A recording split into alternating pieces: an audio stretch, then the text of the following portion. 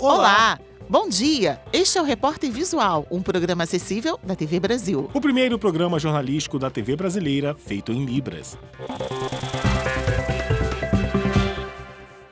O inverno favorece o aumento de casos de meningite e pneumonia bacteriana.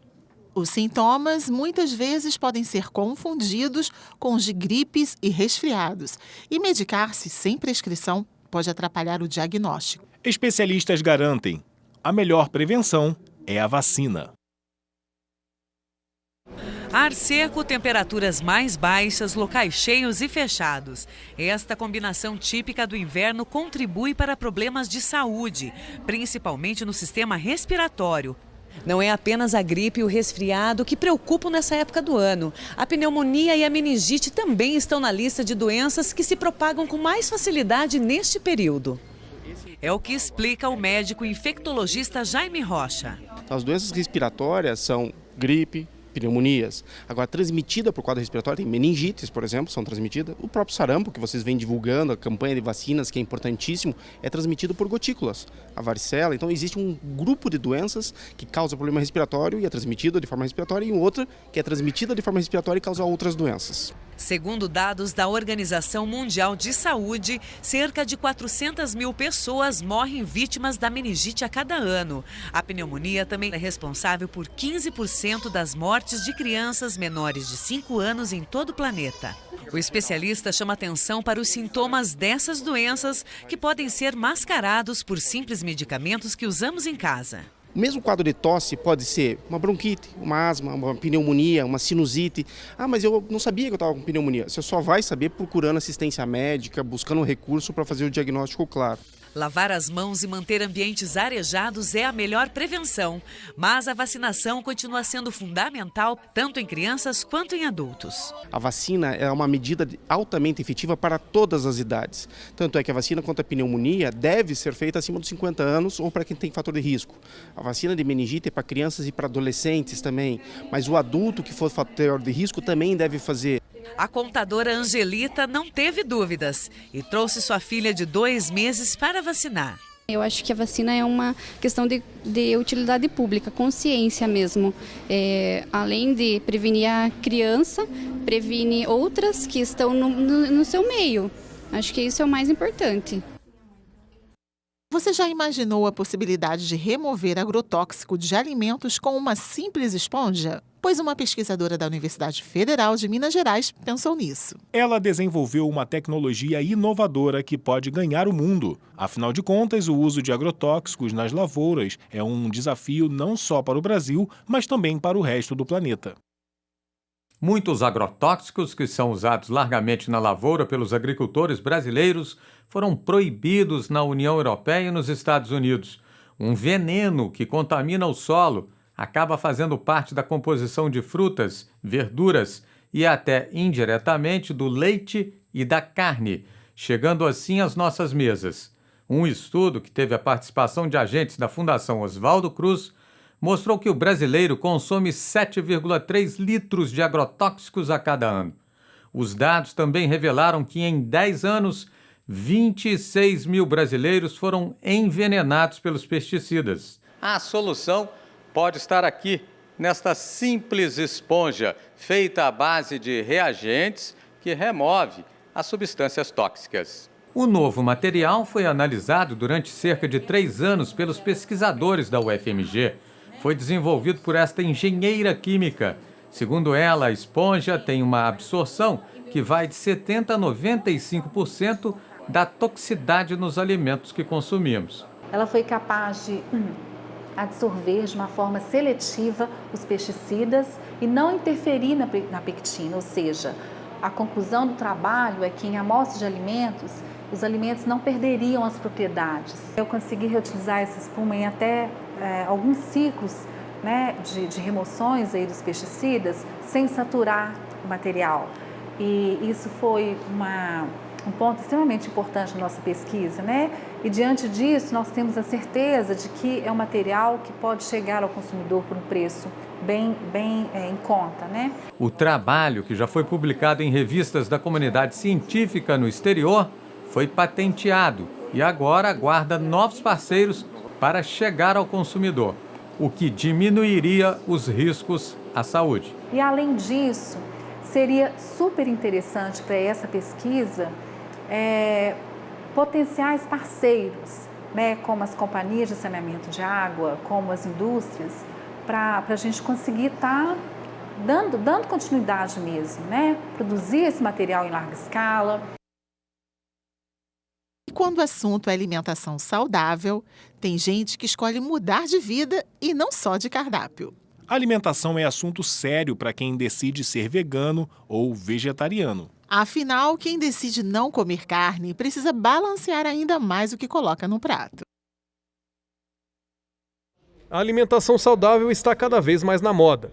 E o mercado para os chamados veganos e vegetarianos está se expandindo. Alguns vão consumir só carnes brancas, às vezes só peixes, às vezes outros permitem só ovos, outros às vezes permitem só leite e derivados. Então, as características de alguns vegetarianos. Agora, um vegetariano, normalmente ele não vai ter adesão a nada que seja de origem animal, seja na alimentação ou seja em cosméticos, vestimenta. Então, realmente não tem contato com nada que seja de origem animal. Para atender a uma demanda crescente, esse restaurante é especializado em cardápios que não utilizam qualquer tipo de carne. O dono resolveu apostar nesse setor por uma questão pessoal. Eu presenciei uma matança, num matadouro, e eu fiquei bem chocado. Fui realizar uma outra atividade de uma profissão que eu exercia. E daí então eu já reduzi drasticamente o consumo de carne por ter ficado chocado aí com as reações dos animais no matadouro. A gente produz aqui salsicha de grão de bico com beterraba, sensacional também, muito proteica, muito nutritiva. As linguiças vegetais feitas com os grãos, a soja, por exemplo. Hambúrgueres variados, por mais de 15 sabores de hambúrgueres. Cliente há algum tempo, Iris conta por que escolheu almoçar num restaurante vegano. A princípio foi uma experiência, porque eu trabalho aqui perto e resolvi ver qual que era a vantagem dessa alimentação. E foi criando um hábito e hoje já faz 3 anos que eu almoço aqui, diariamente. Não sente falta da carne? Nenhuma. Especialmente o grupo das leguminosas que a gente fala, que é o grupo da ervilha, do grão de bico, da lentilha, do feijão, que são alimentos que são bem proteicos e que, se consumidos da forma correta, a gente consegue fazer um contrabalanço da falta dessa carne. Fora alguns vegetais, as folhas verdes escuras, as sementes. Então, se a pessoa tiver uma boa alimentação, uma boa orientação, praticamente não vai fazer nenhuma falta.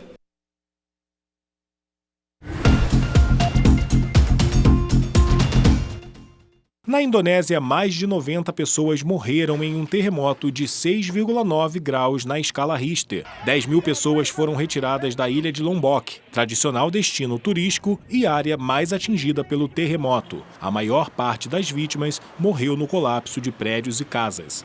Depois de sofrer um recorde de temperatura no fim de semana, Portugal agora luta contra as queimadas florestais. Mais de 25 pessoas ficaram feridas, entre civis e bombeiros que participam do combate às chamas. São 1.000 homens trabalhando para conter o fogo. Pessoas que tiveram que deixar casas em zonas de risco estão abrigadas em escolas da região. Durante o fim de semana, o calor em Portugal ultrapassou os 44 graus.